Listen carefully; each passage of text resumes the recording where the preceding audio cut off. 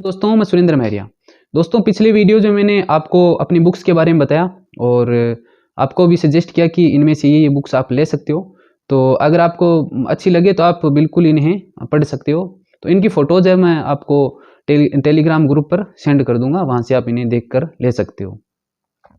दोस्तों इस वीडियो में बात करूँगा 2-3 बिंदुओं पर, क्योंकि जब हम तैयारी शुरू करते हैं तो बहुत सारे सवाल हमारे दिमाग में ये होते हैं कि मैं ऑफलाइन कोचिंग करूं, ऑनलाइन कोर्स लूं, रीट का कितना क्या सिलेबस होता है।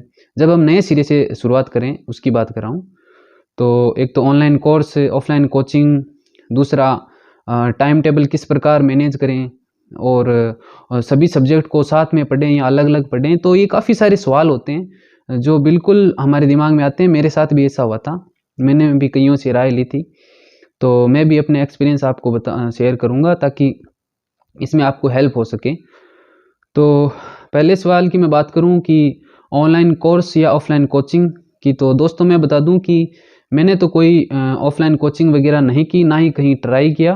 बाकी ऑनलाइन कोर्स का ज़रूर सहारा लिया, और वो भी उतना जितना मुझे किसी सब्जेक्ट में या किसी टॉपिक में मुझे डाउट रहा तो मैंने ऑनलाइन कोर्स से सहारा लिया। बाकी ज़्यादा से ज़्यादा मैंने सेल्फ स्टडी को वरीयता दी, ज़्यादा से ज़्यादा मैंने बुक्स को पढ़ा। तो आप भी सेल्फ स्टडी पर ज़्यादा से ज़्यादा ध्यान दीजिए। आप हाँ कोर्स ले सकते हैं, उससे आपको कहीं आपको दिक्कत आ रही है तो आपको वहाँ सहायता मिलेगी। बाकी कोर्स के बारे में बता दूं, मैंने अच्छे 3-4 कोर्स से मैंने देखे, अपने दोस्तों के भी देखे, खुद भी एक परचेज किया। बाकी मुझे इतना वो पता नहीं था, कई दोस्तों ने लिया तो मैंने भी साथ में ले लिया, ध्यान नहीं था। फिर मुझे पता लगा कि ये कोर्स मुझे नहीं लेना चाहिए था, तो वही बात मैं आपको सजेस्ट करूँगा। तो दोस्तों कोर्स की बताऊं तो ऑनलाइन कोर्स में अगर आपकी किसी सब्जेक्ट में दिक्कत हो तो आप कोर्स ले सकते हैं। ऑनलाइन कोर्स एक तो उत्कर्ष ऑनलाइन कोर्स और एक कलाम एकेडमी जो सीकर है उसका कोर्स।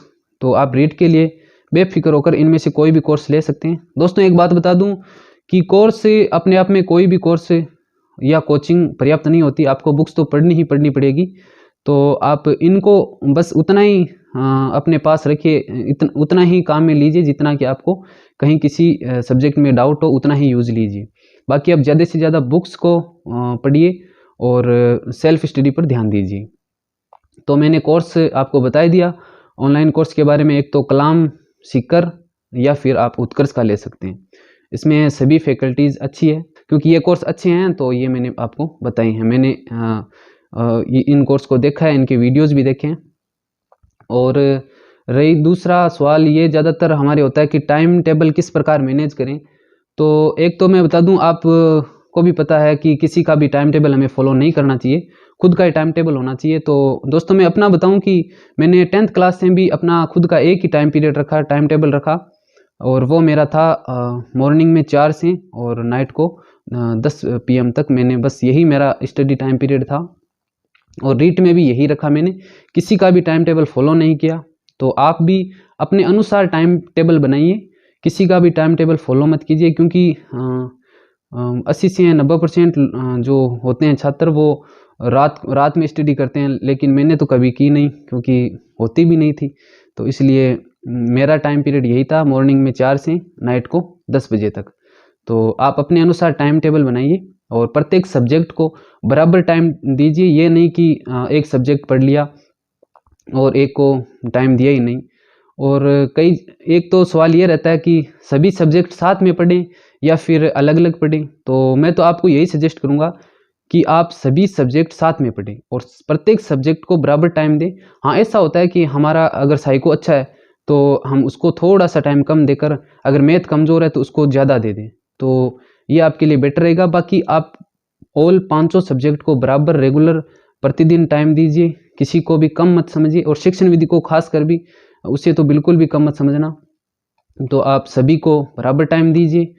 तो टाइम टेबल का यही है। और रेगुलर तैयारी आप 6 से 7 घंटे भी करते हैं तो आपके लिए बहुत अच्छी है रेगुलर तैयारी। तो एक तो रेगुलरिटी तो होनी चाहिए। और टाइम टेबल का एक फ़ायदा ये होता है कि टाइम टेबल जो होता है वो हमें पढ़ने के लिए बाध्य करता है। कई बार क्या होता है कि हम बिना टाइम टेबल भी, ऐसे होता है कि अगर मैं टाइम टेबल नहीं बनाऊं तो भी मैं पढ़ सकूं, लेकिन उससे हम कई बार अपने कई सब्जेक्ट को इग्नोर कर देते हैं, टाइम ऐसे ही चला जाता है। लेकिन टाइम टेबल हमारे पास जब होता है तो हम प्रत्येक सब्जेक्ट को बराबर टाइम भी दे पाते हैं और अच्छे से उनको स्टडी भी कर पाते हैं। तो टाइम टेबल, मैंने तो हमेशा टाइम टेबल से तैयारी की, वो मैंने आपको बता ही दिया। बाकी आप अपने अनुसार टाइम टेबल बनाइए, सब्जेक्ट आपका कौन सा वीक है कौन सा अच्छा है, तो उसके अनुसार आप अपना टाइम टेबल बनाइए और रेगुलर तैयारी रखिए। तो मैंने आपके साथ टाइम टेबल और सब्जेक्ट के बारे में चर्चा कर ही ली। एक दोस्तों, ज़्यादातर दोस्तों का ये सवाल होता है, मुझे पर्सनली भी मैसेज किए कईयों ने, 14 या 15 मई को रीट होगी या नहीं होगी। तो दोस्तों ये सवाल तो, पहली बात तो अगर आप सीरियसली तैयारी कर रहे हैं तो ऐसा सवाल तो होना भी नहीं चाहिए। और ये सवाल कब दिमाग में हमारे आता है, ये सवाल तब आता है जब हम अच्छी तैयारी कर रहे हैं और हम ये सोच रहे होते हैं कि मुझे तैयारी डिटेल से करनी चाहिए किसी सब्जेक्ट या किसी टॉपिक को, या फिर मैं शॉर्ट में एक अच्छी रणनीति के साथ तैयारी करूं। क्योंकि जब कम टाइम रहता है तो हमारे ऐसे होता है कि इतने कम टाइम में मैं अच्छी तैयारी कर पाऊंगा या नहीं, और जब डेट आगे निकल जाती है तो हमारा धैर्य खो देते हैं हम, और उसके अनुसार हमारी जो नियमितता है वो टूट जाती है। तो हमें ऐसा बिल्कुल भी नहीं करना है। और पहली बात, ये चीज़ तो सोचनी नहीं है कि 14 या 15 मई को रीट होगी या नहीं होगी। आप तो रेगुलरिटी से, बस डेली रूटीन के अनुसार और अपने टाइम टेबल के अनुसार आप तैयारी जारी रखिए। 14 या 15 मई को होगी या नहीं होगी, हमारे साथ भी ऐसा हुआ था। हमारे तो 3 से 4-5 बार वो डेट है वो आगे गई थी रीट की। तो बार बार हमें ऐसा लगा कि अब तो बस एग्ज़ाम होने वाला है, और तब उसके नज़दीक आके और वो डेट आगे चली जाती। लेकिन रेगुलरिटी मैंने भी नहीं खोई और आपको भी नहीं खोना है, रेगुलरिटी बनाए रखना है, चाहे 14-15 मई को हो या आगे हो। तो आपको तो ओनली यही सोचना है कि 14 और 15 मई को हमारा रीट का एग्ज़ाम है।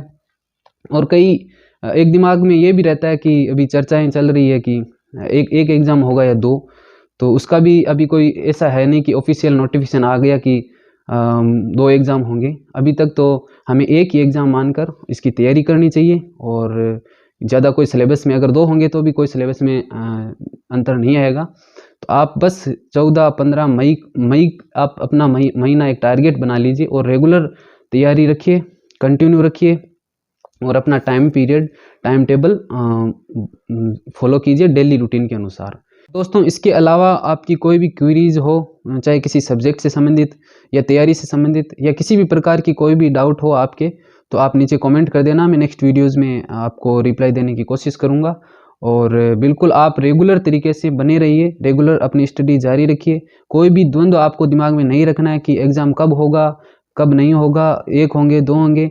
1-2 की तो आप बिल्कुल अभी तो सोचना ही नहीं है, क्योंकि ऐसा कोई नोटिफिकेशन नहीं है। तो आप एक ही एग्ज़ाम मानकर चलिए और अपना एक निश्चित टारगेट रखिए। रेगुलर रूप से एक टाइम टेबल के अनुसार आप तैयारी को जारी रखिए। और अगर आपको ऐसा लग रहा है कि मेरे पास कम टाइम है या मैंने अभी तैयारी शुरू की, तो एक अच्छी रणनीति के तहत, सुनियोजित रणनीति के तहत आप तैयारी करिए। और मैंने बता दिया, इसके लिए आप प्रीवियस ईयर एग्ज़ाम के जो क्वेश्चंस हैं प्रत्येक टॉपिक के बाद उन्हें निकालिए, और सिलेबस आपके पास होना चाहिए। इनकी चर्चा मैं पहले कर चुका हूँ, तो इनका आप बिल्कुल ध्यान रखिए। तो दोस्तों, अगर कोई भी आगे कोई डाउट वगैरह हो तो आप कमेंट कर देना, मैं नेक्स्ट वीडियोज़ में आपका बताने की कोशिश करूँगा। तो थैंक यू दोस्तों, मिलते हैं नेक्स्ट वीडियो में, तब तक के लिए धन्यवाद।